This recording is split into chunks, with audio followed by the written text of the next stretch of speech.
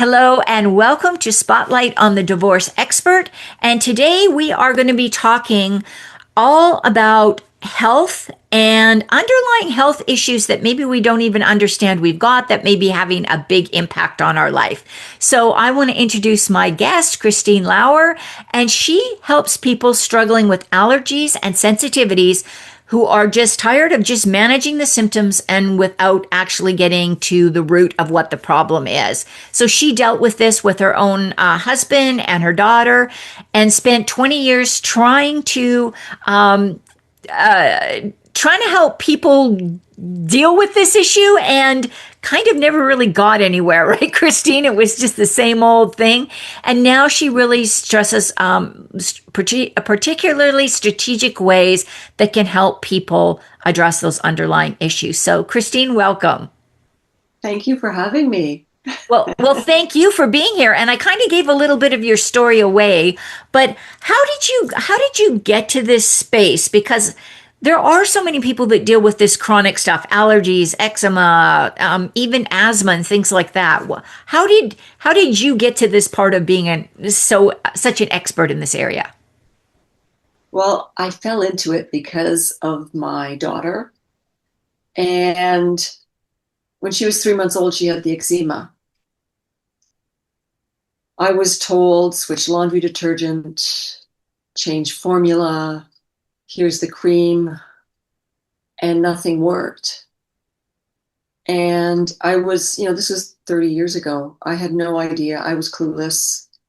Um, and where I started to kind of think was when she was 1 year old, her eczema disappeared. And I still wasn't registering. I thought, okay, great, she's better.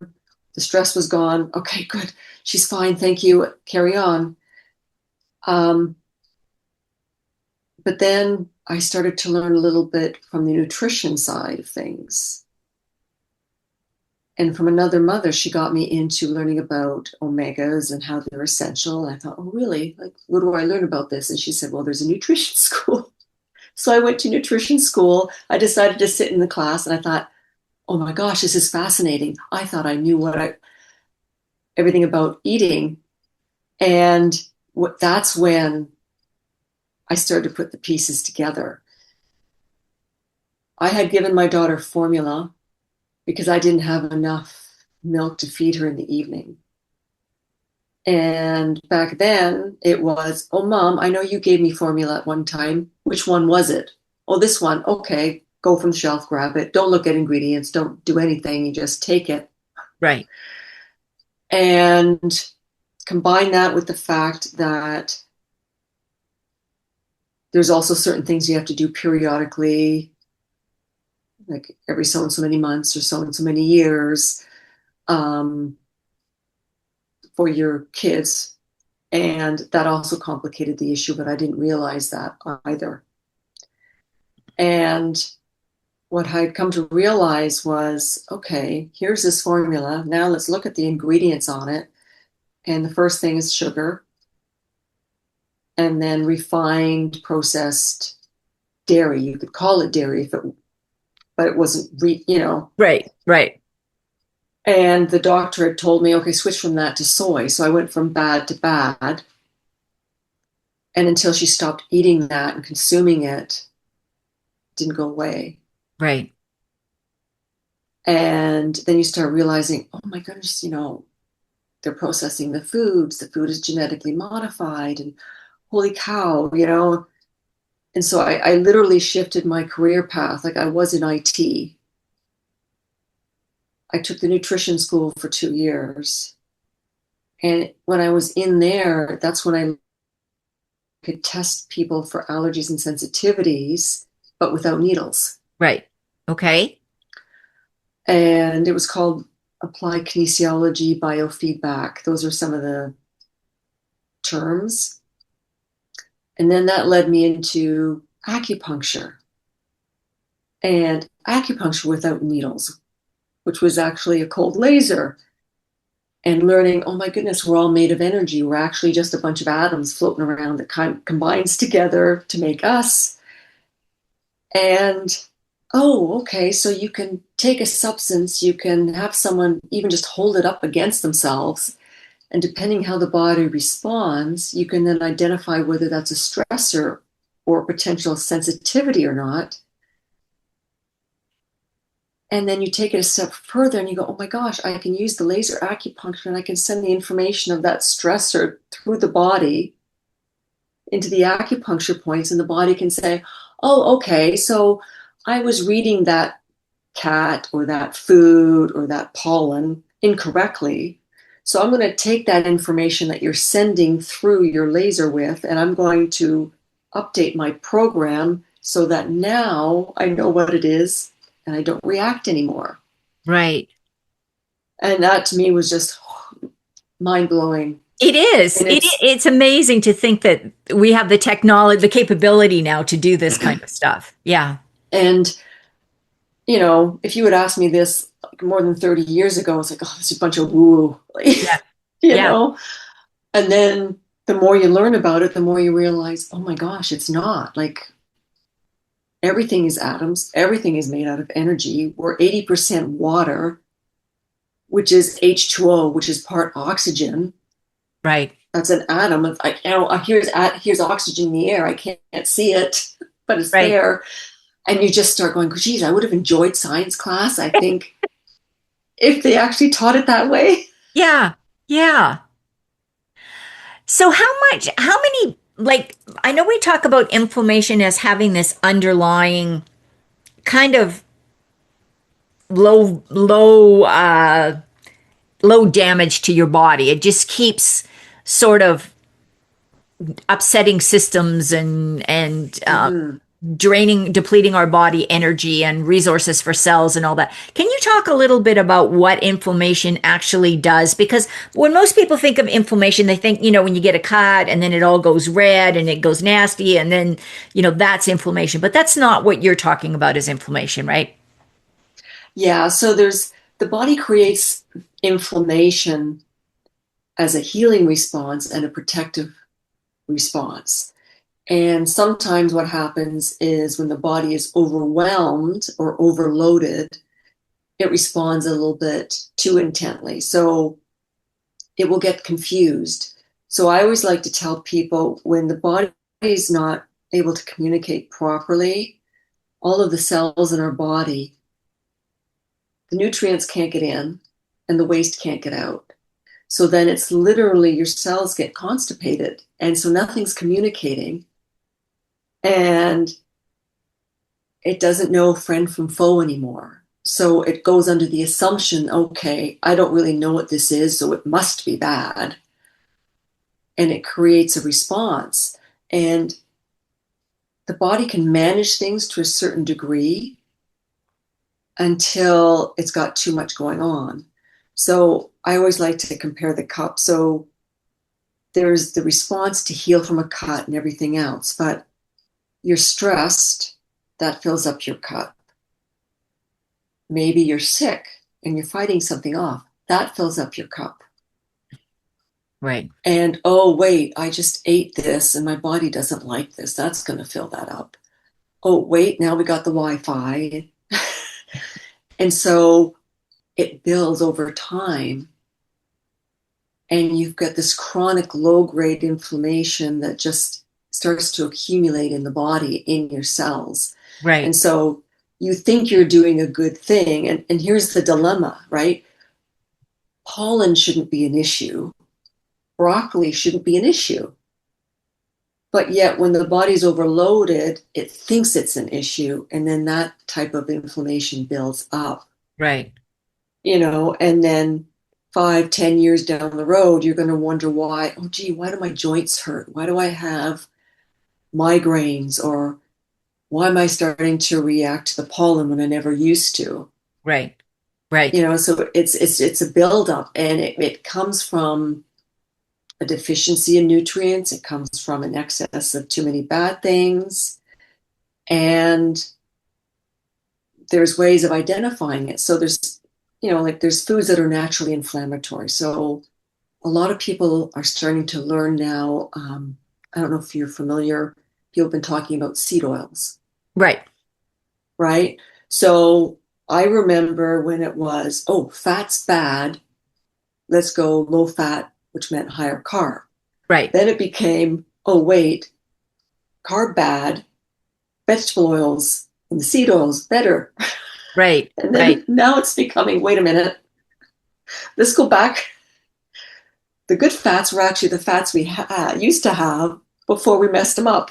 Right. So we're going right back around. And the problem is, we all have so many of the bad fats in us that we've got all this inflammation and not enough of the good guys Yeah. to counterbalance it. Right.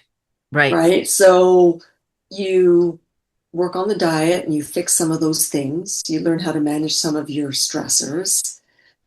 You can actually do different tests that are actually like a finger prick test as well to measure and get actually a science-based level to see where your inflammation is at. And then when you make these changes, then you can see how things shift. Yeah, so I've got to tell you, I did one of those blood tests, just like the lady that did it for me mailed me the kit and then I sent it to the lab and they did it. And it came back I didn't have any food allergies, which I kind of already knew, but I had sensitivity to a very few number of things, but it was eggs, tomatoes, what was it? Eggs, tomatoes, yeast, any kind of yeast.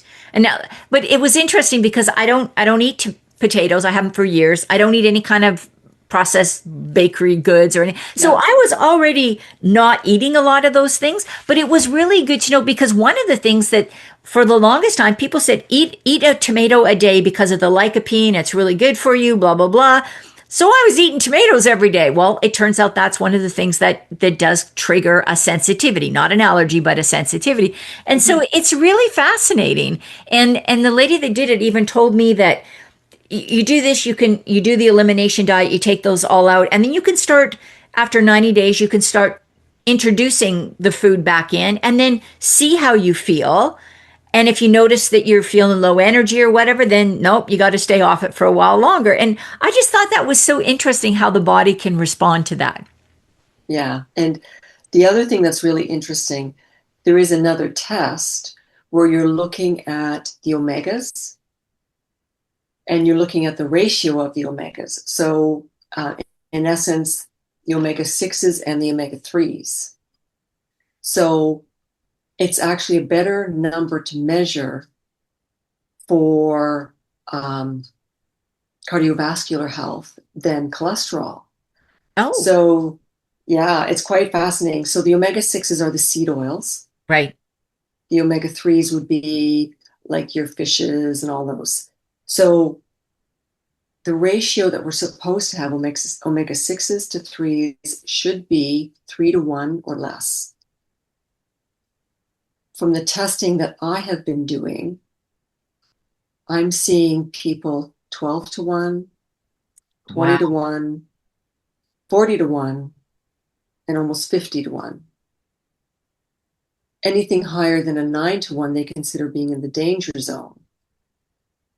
And you get an idea, like that's literally an inflammation marker right there. So you can just by changing the oils and the fats that you eat, you can reduce the inflammation in the body. Right. But the problem is, most of the supplements that you take that are omegas are inflammatory because once they process them, they're destabilized.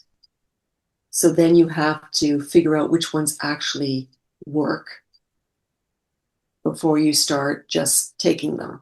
Yeah, the supplement universe is the wild, wild west because there's really not a whole lot of control over that. But I think that this is so interesting. Um, Yeah.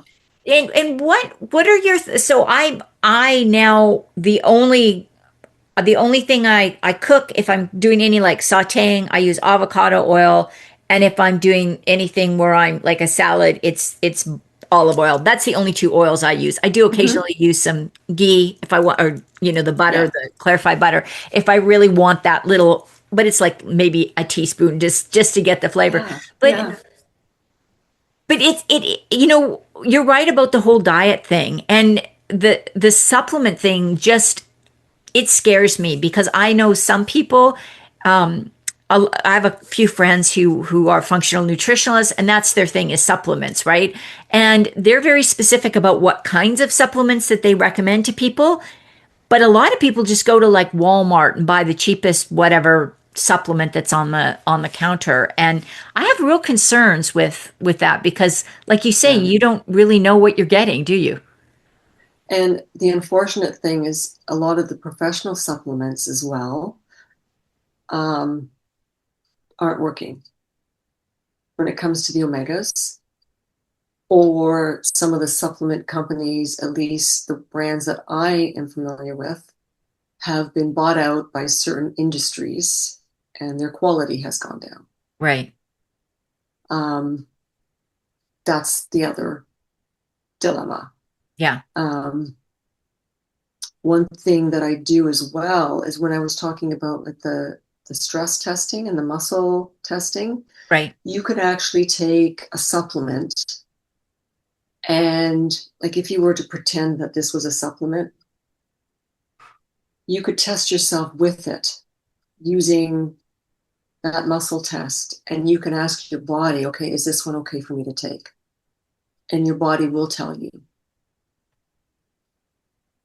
because you could have a really good, like organic something or other, which might be good for Jane Doe, Right. but your body was going to say, no, not for me. Right. Yeah. Yeah. It's funny. So I'm kind of, I think like you, I'm sort of going more over to the woo as I get a little older. But that muscle testing, um, it was stand with your feet level, barefoot, stand level, and reach into the fridge and grab a food item and bring it up to your body, like to your chest or your stomach, and then Mm-hmm. see if your body stays the same or if you feel yourself leaning backwards or forwards as you have. Is that what you're talking about with the muscle Yeah, testing? yeah, Yeah. that's one of the ways of testing. There's also surrogate testing if you're testing a young child. Some people will use a pendulum. You can do, they call it the O test. So there's several different ways of doing it. And then there's even different computer software that people can use directly. So when you're doing a test like that, you don't even need to, it doesn't matter whether the immune system is involved. All you're worried about is if the body's not liking something. Right. Who Right. cares what the mechanism is? It doesn't like it, and it's Yeah. creating a response. Like when I did the laser acupuncture for somebody, I remember it was he had an issue with garlic and onions, couldn't eat them for I don't know 15 years. And after sending the information of the garlic and the onions through, he was able to eat them again, Wow. just by changing the recognition in the body. And that still doesn't get old for me. When you work with somebody and they have a response like that, Yeah. it's like, oh yes, that's so cool. Yeah, yeah. And I wonder how many people, I mean, this is going back probably close to 20 years, but I can remember a lady that I was on a board with who would get deathly ill every time she ate out. Like, I mean, when we would go on conferences, she would be in the hotel room. It turns out what she had was celiac disease, but nobody knew what celiac was back then. Yeah. Well, this is probably Mm-hmm. closer to 25 years ago. And, um, and of course, what did you eat when you have an upset stomach? Well, you have some crackers, which just make things so much worse for the Yes. poor lady. But it's amazing how we are becoming, I think, more aware. I think a lot of the Western just treat the symptom stuff is not standing up the test of time. Like I think consumers now are saying, no, I'm going to try something else because I don't want to be on. I just don't want to be treating my migraine. I want to get to the reasons of why I've got a migraine. And I Yeah. think that's where the stuff that you're doing is so important for people as an alternative or as a first choice, whichever way they want to go with it. Yeah, It's I've noticed over the last few years a huge shift in people and what they're focus has been on. More and more people are saying, I want to try something different because Yeah. that isn't working, or at least they're learning to pay attention. Yeah. And I think that's a huge thing. And I remember when my mom was young, she would have been 99 this year, but when she was a kid growing up, you first went to the homeopathic doctor or the natural doctor. And if they weren't able to help you, then they would work together Right. with the medical doctor, and they worked more like a team. Hmm. Um, and that was interesting. And again, Yeah.